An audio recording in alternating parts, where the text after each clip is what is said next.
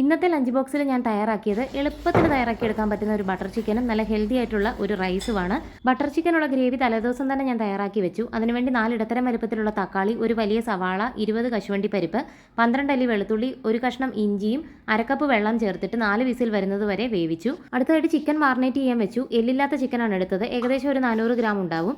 ഇതിലേക്ക് അരക്കപ്പ് തൈര് ഒരു അരിപ്പയിലേക്കിട്ട് വെള്ളം ഊറ്റിക്കളഞ്ഞത്, 1/4 ടീസ്പൂൺ മഞ്ഞൾപ്പൊടി, 1 ടീസ്പൂൺ മല്ലിപ്പൊടി, 1 ടേബിൾ സ്പൂൺ കാശ്മീരി മുളക് പൊടി, 1/4 ടീസ്പൂൺ ജീരകം വറുത്ത് പൊടിച്ചത്, 1/4 ടീസ്പൂൺ ഗരം മസാല, ആവശ്യത്തിനുള്ള ഉപ്പ്, 2 ടേബിൾ സ്പൂണോളം കസൂരി മെത്തി, ഉലുവായില ഉണങ്ങിയതാണ്, കടകളിലൊക്കെ വാങ്ങാൻ കിട്ടും. ഇതെല്ലാം കൂടി ചിക്കനിലേക്ക് ചേർത്ത് നന്നായിട്ട് ഇളക്കി യോജിപ്പിച്ച് 1 മണിക്കൂർ മാറിനേറ്റ് ചെയ്യാൻ വേണ്ടി മാറ്റി വെച്ചു. ഇത് ഞാൻ തലേദിവസമാണ് ഇത്രയും ജോലികളൊക്കെ ചെയ്യുന്നത്. ഇപ്പം നമ്മുടെ സവാളയും തക്കാളിയും എല്ലാം നന്നായിട്ട് വെന്തിട്ടുണ്ട്. ഇതിനെ മിക്സിയിലിട്ട് നന്നായിട്ടൊന്ന് അരച്ചെടുത്ത് അതും മാറ്റി വെച്ചു.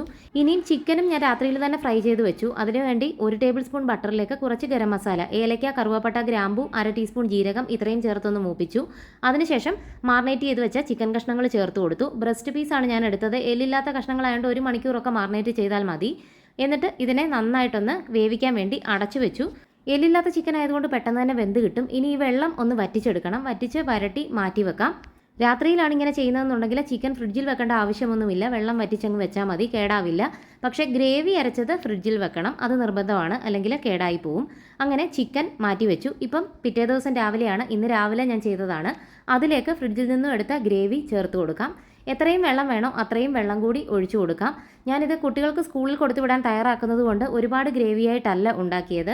പറ്റുന്നത്രയും കുറച്ച് വെള്ളം മാത്രമേ ചേർത്തിട്ടുള്ളൂ. നമ്മൾ വീട്ടിലെ ആവശ്യത്തിനാണ്, അല്ലാതെ കഴിക്കാനാണെങ്കിൽ ആവശ്യത്തിന് വെള്ളം ചേർത്ത് കൊടുക്കാവുന്നതാണ്. ഞാൻ വളരെ കുറച്ച് വെള്ളത്തിലാണ് ചെയ്തത്.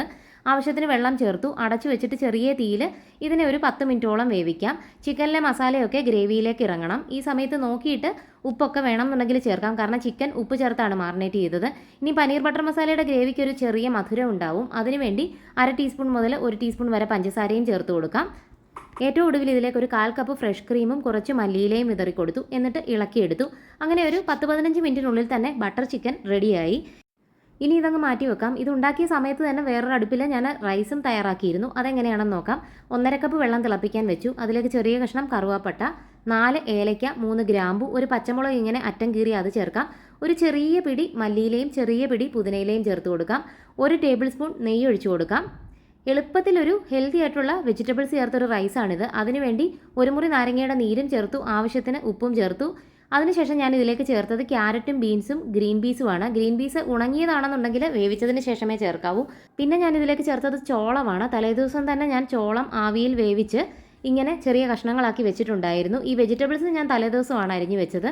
എല്ലാം കൂടി നന്നായിട്ട് വെട്ടി തിളയ്ക്കുമ്പം അരമണിക്കൂർ കുതിർത്ത അരി ഇട്ട് കൊടുക്കാം. ബസ്മതി അരിയാണ് ചേർത്തത്. കൈമയരി വേണമെങ്കിലും ചേർക്കാം. നമുക്ക് ഇഷ്ടമുള്ള അരി ഇതിലേക്ക് ചേർക്കാവുന്നതാണ്. അതിനുശേഷം കുക്കർ അടച്ചു കൊടുക്കാം. വിസിലില്ലാതെ വേണം അടയ്ക്കാൻ. എന്നിട്ട് തീ കൂട്ടി വെക്കാം. നന്നായിട്ട് ആവി വന്നു കഴിയുമ്പം വിസിലിട്ട് കൊടുത്ത് തീ ഏറ്റവും ലോ ഫ്ലെയിമിലാക്കി 5 മിനിറ്റ് കുക്ക് ചെയ്യാം. ഇനി ഇതിലേക്ക് വറുത്തിടാൻ വേണ്ടി വീണ്ടും 1 ടേബിൾ സ്പൂൺ നെയ്യ് ചൂടാക്കി അതിലേക്ക് കുറച്ച് കശുവണ്ടി പരിപ്പ് ഒന്ന് വറുത്തെടുക്കാം. ഉണക്കമുന്തിരി ഇഷ്ടമുള്ളവർക്ക് അതും ചേർത്ത് കൊടുക്കാവുന്നതാണ്. അതിങ്ങ് കോരി മാറ്റിയതിന് ശേഷം ഞാൻ ഇതിലേക്ക് ചേർത്തത് പനീറാണ്. പനീർ ഞാൻ തലേദിവസം തന്നെ രാത്രിയിൽ കുറച്ച് മഞ്ഞൾപ്പൊടിയും കുറച്ച് മസാലപ്പൊടിയും കുറച്ച് ഉപ്പും ചേർത്തൊന്ന് മാറിനേറ്റ് ചെയ്ത് വെച്ചതാണ്. പനീറും ഇങ്ങനെ ഒന്ന് ചെറുതായിട്ടൊന്ന് റോസ്റ്റ് ചെയ്തെടുക്കാം.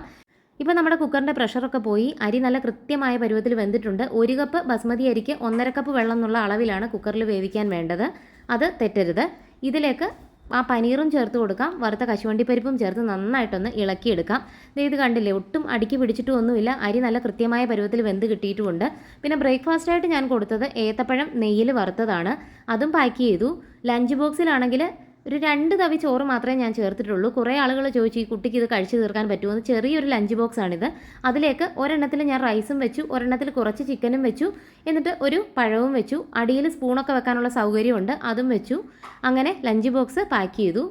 അങ്ങനെ ഏറ്റവും എളുപ്പത്തിൽ 3 വിഭവങ്ങൾ തയ്യാറായി.